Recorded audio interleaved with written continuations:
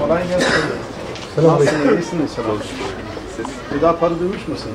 Ya duydum. Komşuyuz zaten. Herhalde böyle arkadaşlarla. Güzel cemiyetimiz olacak.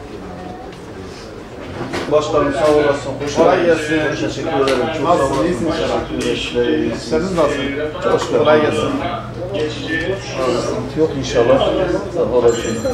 Bugün Antep'e uğradık. Dedik sizleri ziyaret edelim. Hoş geldiniz. Tanışalım. Birbirimize dua edelim. İnşallah. Birbirimize destek olalım. Biraz pahalı yani. Yüksek. Ama diğer ürünlere göre Diğer makul şu an. ürünlere küçük geldi. Tabii ürün 4-5 kat demişken. Aynen. Olan diğer eskiye göre düşük var biraz. Var mı eksen? Allah razı olsun. Kendinize iyi bakın. Fadıl bereket olsun. Allah razı olsun. Manınıza da canınıza da. Kolay gelsin. Paşa sen nasılsın? Hüdapar'dan geldik. Esnaflarımızı ziyaret edelim. Bunları dinleyelim dedik. İşler nasıl? Fiyatların pahalılığından şikayet var.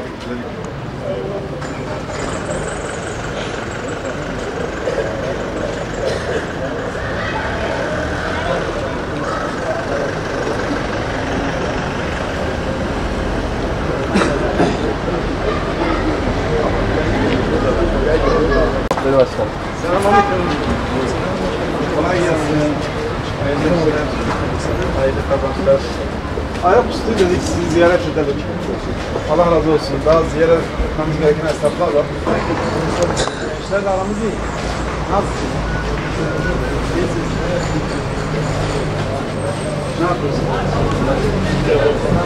Çelik abiye bir soralım. Genel Başkan Yardımcısı Sayın Vedat Öztürk başladı. Güzellik. Evet. Gerçi hala ucuz diğer ürünlere göre. Aynen. Evet, Domates 5 kat, 6 kat oldu. Evet. Az olmasının sebebi şu an millet besicilik yapamıyor. Doğru.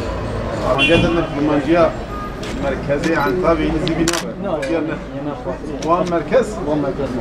Serçava. Şöyle kare ve çay. Terahhamdan ve hamdava dedik inşallah. Fatih ki herhalde. Hem bize de bana gidin. Nafazik ve cmeheye. Selamünaleyküm. Aleykümselam, hoş geldin. Hacı amca kolay gelsin. Hayırlı işler, hayırlı kazançlar. Nasılsınız? İşler nasıl? Rabbim bereket versin. Bu memlekete size de inşallah. Kolay gelsin, hayırlı işler, hayırlı kazançlar. Bugün Antep'e geldik, tanışalım. Varsa bir talebiniz, isteğiniz dinleyelim, bilelim. İşler nasıl? Normal yani. Daha da iyisin. Bayağı herhalde hamdolsun. Aleyküm selam. Hoş geldiniz. Kolay gelsin. Hayırlı işler, hayırlı kazançlar. Nasılsınız? İyisiniz? Çok şükür vallahi. Allah razı olsun. İşler nasıl? İyidir. Yanılıyorsun. Cennet olsun. Elhamdülillah. Hamd ediyoruz elhamdülillah. Duanızı isteyin inşallah. İşlerimizden geldiği kadar yardımcı olmaya çalışıyoruz. Allah bereket versin. Allah razı olsun. Allah razı olsun. Esnaflarımızda genelde pahalılıkla ilgili bir şey var. Fazla aldığı için mecbur kâr etmekte durumdadır. Bu da milletin alım gücü de zayıfladığı için alamıyor. Sonra bir de bayağı bir sıkıntı yaşamışız. Millet müşteriler hala.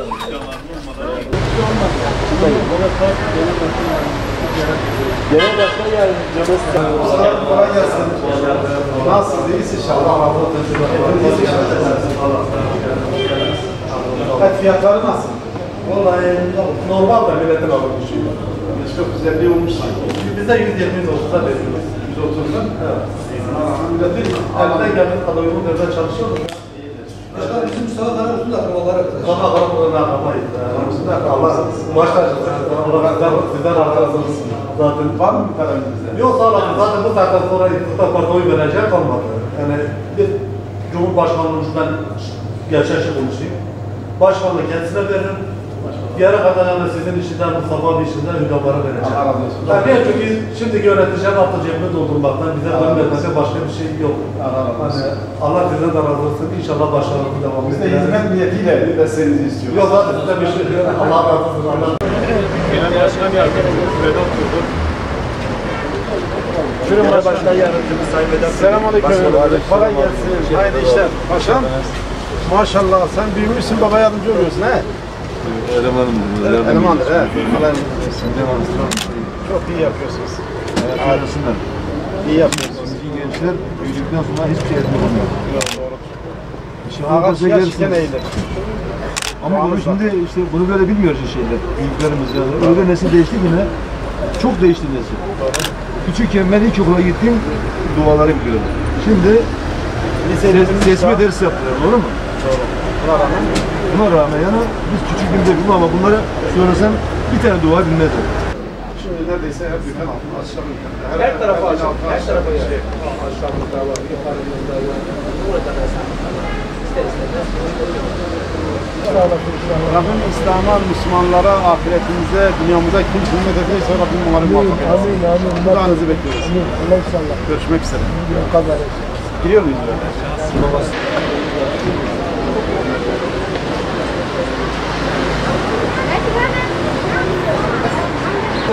Sayın Vedat Bey, başarılı.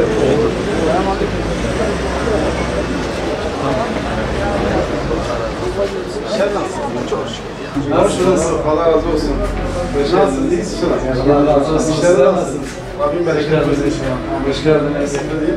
Allah razı olsun başkanım. Hoş geldiniz. Bir iki dakika bekleteceğim başkanım.